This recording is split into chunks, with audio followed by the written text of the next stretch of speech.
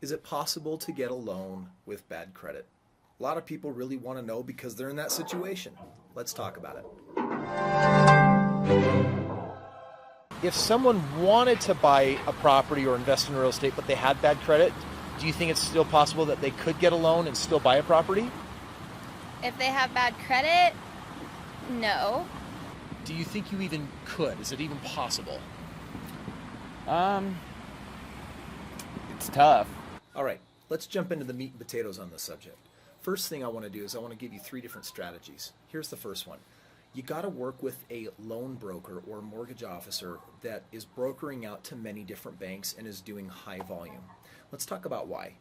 If you go directly to a bank, you walk into the bank that you work at, they're always going to want to offer you and pre-qualify you for some type of loan.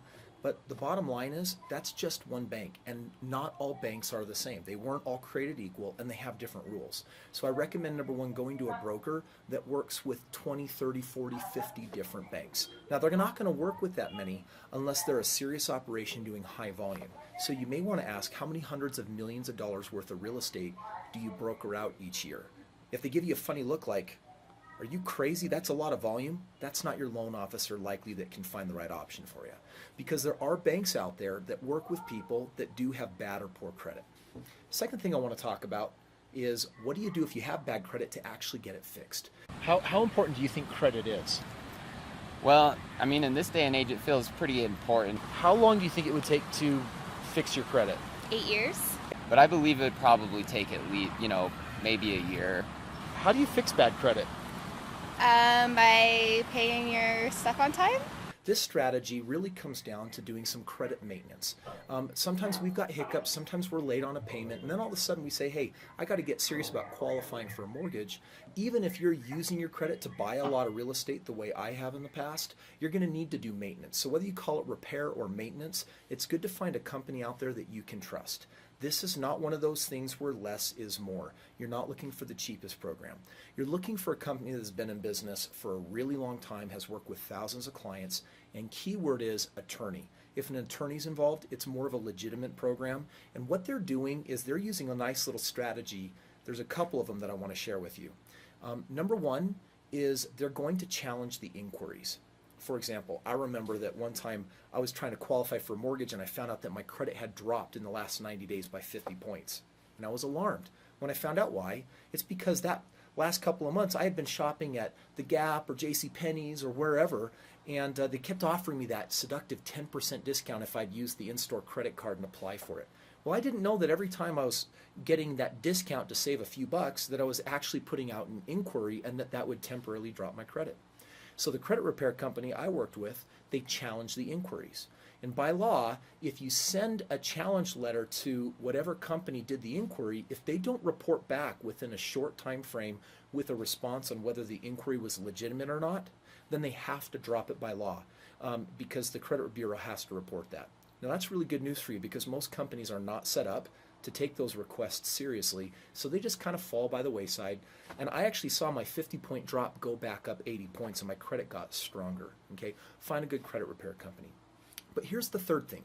If you find a broker that doesn't have a bank that can give you an option, and if credit repair is going to take too long for your needs, then your third resort is to do seller financing.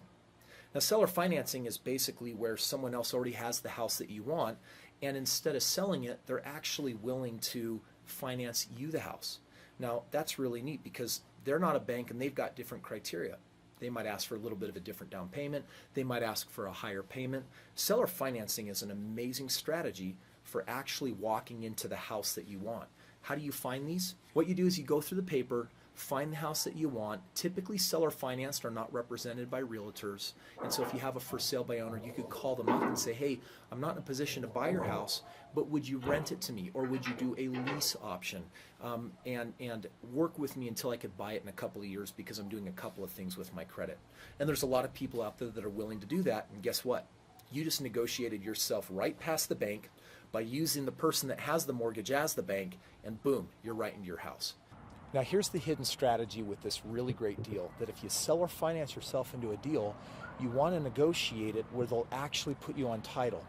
Because if you're represented on title for at least 2 years, then after 2 years you can actually refinance onto the house. Now think about that. You basically backdoored yourself into a super easy program that most banks will do, because if they see you've been on title for 2 years, then they're going to say, well, why wouldn't we let them refinance? And qualifying for a refinance is way easier than qualifying for a purchase. So what's the big moral of the story? Listen, if you've got bad credit, you got options. You can get into real estate and you don't have to wait. If you need to wait or feel like that would be the best option for you, then just focus on doing some credit maintenance, some credit repair, and stick with it. That's the key. Real estate done correctly is a long-term play. Getting into a home and having that slice of American dream is really key, so stick with it.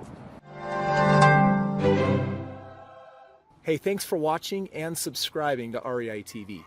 Down below, you can post questions about real estate and give us some good ideas of some other videos that you'd like to be seeing, and we'll look forward to seeing you next week.